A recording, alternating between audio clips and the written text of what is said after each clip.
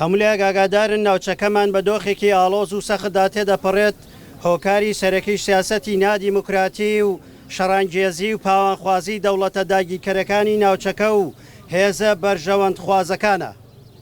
دەوڵەتە سەرکوتکارەکانی تورکیا و ئێران لە کاتێکدا ناتوانن وەڵامی کێشە و ناڕەزایەتەکانی گەلانی ناوخۆیان بدەنەوە دەیانەوێت بە کێشە و قەیران لە دەرەوەی سنوورەکان و سیناریۆ و بیانووی بێبنەما شەڕ و ئاژاوە و داگیرکاری لەسەر گەلی کورد جێبەجێ بکەن.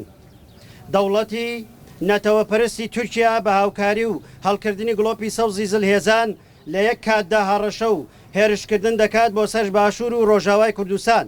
هێرش و بۆمبەبارانی ئێران و هێرشەکانی تورکیا لە کۆبانێ و تا دەگاتە قەندیل و چیای ئاسۆس بە بەکارهێنانی چەکی قەدەغیکرا و کۆکوژی کیمیایی لە چیاکانی کوردستان پەیام و کردەیەکی دوژمنکارانە و بێپساوە بێدەنگی و بێهەڵوێسی لە هەمبەریاندا دەچێتە قالبی خیانەت. هەموو ئەمانە لە کاتێکدا کە هیچ هەڵوێستێکی جدی لە ئاسی نێودەوڵەتی و ناوخۆی نییە جگە لەوەش دەسەڵاتی باشووری کوردستان کە لەلایەک لە خزمەت بەرژەوەندەکانی ئەو وڵاتانەدا هەڵسوکەوت دەکات و لەلایەکیش دڵی حکومڕانی و پەرتەوازی سیاسی لەو دۆخە هەستیارە دەبۆتە هەڕەشەیەکی جدی لەسەر کۆی قەواری هەرێم و دەستکەوتەکانی گەل. بۆیە کاتی ئەوە هاتو هەموو ئەو هێزانە بەرپرسیارانە هەڵسوکەوت بکەن و بکەن چونکە بەو سیاسەتە وابەستەیی و خۆسەپێنی و کاریانە هیچیان دەست ناکەوێت جگە لە لاوازی و بەهێزی و بچووکبوونەوەی زیاتر. پلانی داگیرکەران زۆر لەوە گەورەترە بە بێدەنگی و بێ هەڵوێستی خۆسپاردنە هێزی بێگانە خۆی لێ بە دوور بگرن ئاگرێکە و هەمووان پێکەوە دەسووتێنێت.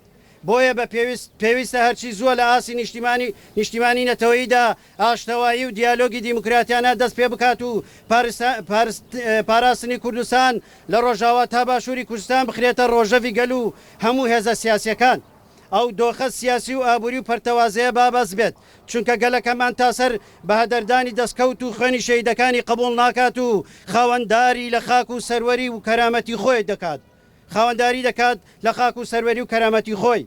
لەو چارچێوەیەدا داوا لە سێ سەرۆکایەتەکەی عێراق پەرلەمان و حکومەتی فیدراڵ حکومەتی هەرێم و پەرلەمانی کوردستان و نەتەوەیەگرتوەکان و ئەمریکا و هێزیا و پەیمانان دەکەین بەرپرسیارانە ڕۆڵی خۆیان ببینن لە بەرامبەرە و هێرش و پێشلکارانیەی دەکرێتە سەر خاک و سەروەری هەرێمی کوردستان و عێراق چونکە دوجار هەر ئەوان دەبێ بەرپرسیارەتی پاراستنی سەروەری نیشتیمان و هاوڵاتیان لە ئەستۆ بگرن.